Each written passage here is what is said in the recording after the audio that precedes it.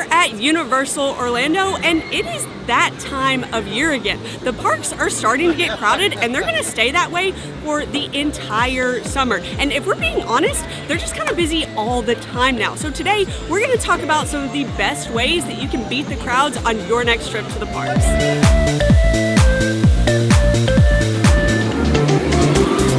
Our first tip is to take advantage of extended park hours. During the busy season, the parks tend to open earlier in the morning and close later at night. First thing in the morning, the extreme of that is of course early park admission, but we're not just going to talk about EPA, we're going to show you.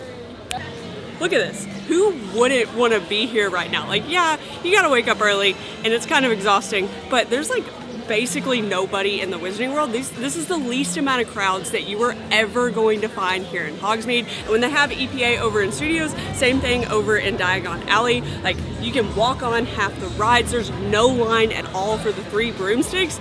Trust us, you're gonna thank yourself for getting up and getting here before everybody else does. You look tall. I'm sitting on a wall. Yeah. But you can see, like, the crowds are already starting to come in here, but it's like, I don't know, 8:40, 8:45? 8:42. 8:42? You nailed it. I was really close, but I spent like most of the time just getting B-roll because it was just so empty and it's so cool. And what most people do with EPA is they run straight to Hagrid's. Like, when we got in here this morning, people were just sprinting. Literally, sprinting. It looks like the Olympics over here. And so the line for Hagrid's gets huge. And I love Hagrid's. Don't get me wrong. I want to ride Hagrid's as much as possible, but you can experience Hagrid's whenever. Like, even if it's busy in the parks, you can go get in line for Hagrid's. It might be a long wait, but you can get in line. What you can't see when the parks are this busy is an empty Hogsmeade. Yeah. I love just getting up here and just seeing nobody in front of the castle. Like, it's always so hectic up there. Like, I don't know. Like, that's my favorite part.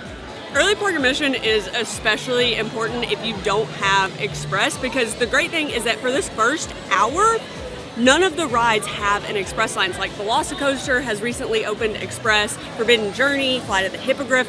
If you have an Express pass, you can't use it during EPA. The great equalizer. The great equalizer. So, like, if you don't have an Express, this is the perfect time to come ride some of those attractions, because the line's going to move quicker because they're not stopping the regular line to let the Express line go.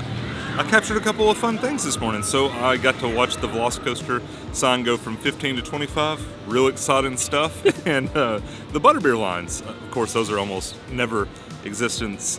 They exist. I exist. They're almost never existent during EPA. Don't laugh too hard. If you're curious how you get EPA, you can do it a couple of ways. You either have to have one of the top 2 tiers of annual pass, or you have to be staying at one of Universal's on-site hotels. That's Velocicoaster. Sorry, I lost my train of thought. It's very early. I guess now we'll cut to like future past me. This is like gonna hurt my head. Yeah, future past me. The second part of that is probably our favorite part because we're not morning people.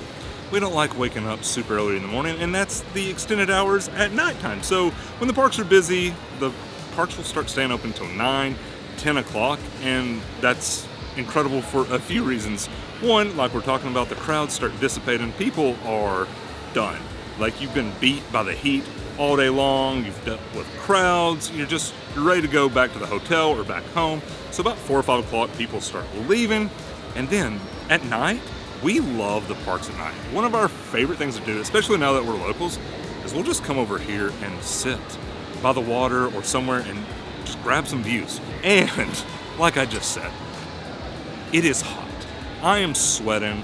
I get so tired of sweating, but it happens all the time here, except you can kind of get away from it at night. You got a few off nights here and there where it's, 85 degrees at 12:30 at night, but for the most part, it's good. I just had this epiphany. Okay. If we hate recording in the heat so much, we're locals now, and we love being here at night. Why are we here right now? It is what? That's a great question. It's 94, feels like 97, and I am dying. It's March. The noises that are coming out of this little kids area in Seuss Landing are kind of disturbing, but regardless, tip number 2 is to know what restaurants to skip. Now, this isn't because the food isn't good. It's actually kind of the opposite, but it's because these restaurants take forever, especially when it's busy. 2 really great examples of this are Green Eggs and Ham right behind me, and then the Crepe Stand over in Universal Studios. So the problem with these restaurants is that everything is made to order, and that's probably why they're some of our favorite restaurants, and the food is so good. Like this line behind me, it doesn't look that long, but it's probably a 20, maybe even closer to 30-minute wait, and we've seen the line get a lot longer than this. So if you're trying to do a bunch of stuff all in one day and trying to save time, you might want to skip some of these restaurants. Just keeps getting worse.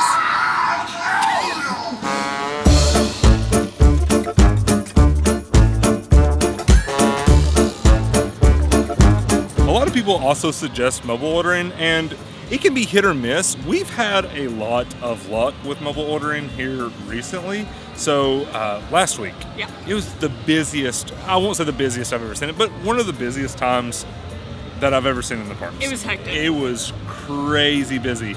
And Anna decided to mobile order at Louis', and it took less than 3 minutes. From the time she ordered to the time that we were eating that pizza. It was fast. It was crazy how fast it was. But then we get comments from you guys that are like, oh, I had a terrible time with mobile ordering. And it seems like one of the restaurants that gets brought up a lot is Mel's. Yeah. So maybe just avoid mobile ordering at Mel's. Now, we're not telling you to avoid these restaurants if there's somewhere that you really want to eat. No. I'll go as far as saying this. If anybody ever tells you to not eat at Green Eggs and Ham or the Crepe Stand, you get away from them as quickly as possible because they do not have your best interests in mind. They're going to harm you. But if you are wanting to eat in some of these restaurants that are notorious for being really busy or taking forever, we would suggest eating at off times. So like 2, 3 o'clock in the afternoon, or when they first open. So that's usually going to be like 10:30 or 11 in the morning. That should be when they're going to be the quickest.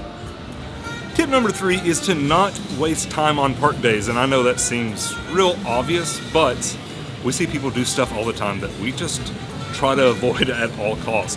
And the first thing is people wait till they get here to buy tickets, which is it's a terrible idea for a couple of reasons. One, you have to wait in line. So you get here, you get excited about getting into the parks, and then you may be sitting here for like an hour trying to buy tickets. And 2, they're going to cost you more money. Buying tickets ahead of time is always going to be cheaper. They charge you a premium when you buy them at the gate, and even things like express passes, they get more expensive leading up to the day, so we always suggest buying tickets before you get here. Also, even if you purchase your tickets ahead of time, like we just said, you still have to pick them up. So if you buy them before you get here and you select will call, you're still going to have to wait in that line, which is just something that we don't want to do because I guess it was the first time that we bought our annual passes. We decided we'd just pick them up at the parks. That was the longest line we waited in all day. It was like, I don't know, 2 hours. It was a long wait. I fully expected us to like get up there and they're like, here's your annual pass and a roller coaster, but they didn't do anything of the sort. So you've got a few options. You can print them off at home. We think that's a little clunky. You can also show up the day before your actual park day if that's an option and just come over here and pick them up, and then maybe you're going to the parks the next day, you like arrive late that night, you can come over here and do that, and then you can just get them on your phone. That's always an option. We have the physical tickets with the annual passes, so we do like having a physical ticket, but anything you can do to save time is kind of what we would suggest. Oh yeah, we almost forgot to mention, you can pick up your park tickets from any of the on-site hotels if you're staying there, and that's probably our favorite option because it's the easiest. Also, we just wanted to say these tips aren't to scare you, okay? We don't want you to think that just because you're visiting during the summer or spring break or any time when it's supposed to be busy, that you're not gonna have a good time on your trip. The parks are amazing and you're gonna have so much fun regardless of when you visit. These tips are just to help you maximize your time while you're here.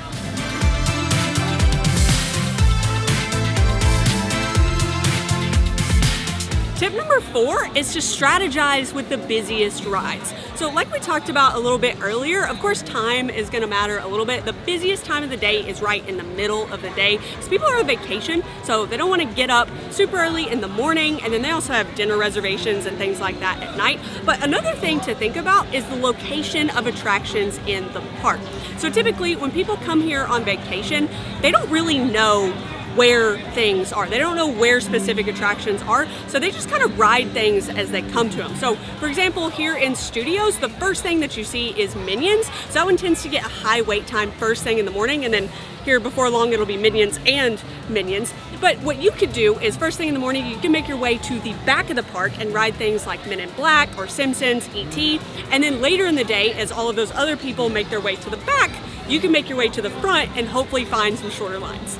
Something that kind of goes along with this is the single rider line. And single riders is an amazing way to save yourself some time, but there's a little bit of a caveat here. So not all of the attractions that have single riders is it faster to use than the standby. And in our experience, it's mostly the rides that only have 2 seats per row that it doesn't necessarily save you time on. So this is gonna be things like Velocicoaster and Hagrid's, whereas other rides that have 3 or 4 seats a row, like Men in Black, Spider-Man, Transformers, things like that, the single rider line tends to move very, very quickly. So absolutely take advantage of this, but just be forewarned that it's not a guarantee to save you time. It is hot. And bright. And bright. But our last tip is one that we don't necessarily like telling you guys because, I don't know, we just hate telling you to spend money, and especially extra money. But it is, of course, to buy express passes. It's just the way it is. Express passes always going to save you time. Yeah, especially this time of the year. Like if you know you're visiting during a very busy time and you're not somebody that really tolerates standing in line, well, which I mean, we'll agree, we're not great at standing in line. So if you're like that, then definitely buy Express, but also buy it as soon as you decide on your dates, because Express is only going to get more expensive as more people buy it. So waiting to buy Express is absolutely the worst idea if you're visiting when the parks are busy. So buy it ahead of time, and it's going to save you so much time. We did want to mention that if Express is out of your question, because we understand they're extremely expensive. When we were visiting from out of state, we hardly ever got them unless we stayed at a premier hotel. Don't worry about it. You're still going to have a good time. They're not necessary. I think how did I describe them one time? What was it? Like chocolate syrup on ice cream? Is that what it was? That the analogy I used? They always make it better. Yeah. But ice cream is still great. Yeah, you're still going to have fun, but ice cream is always going to be good. You don't need chocolate syrup. That was the analogy. You could use caramel. You can use whatever you want. Like if you want coffee on it, I don't care. Express Pass is just all of those things. I have never been so ready to get in the car. I am an absolute puddle. I'm not ready for summer. Yeah, I am completely drenched. But I hope you guys enjoyed this video, and if you did, go ahead and give it a thumbs up. If you guys would like to see us enjoy the parks for a day with Express Pass, you can check out this video right here. But thanks for watching, guys, and we'll see you in the next one. Bye!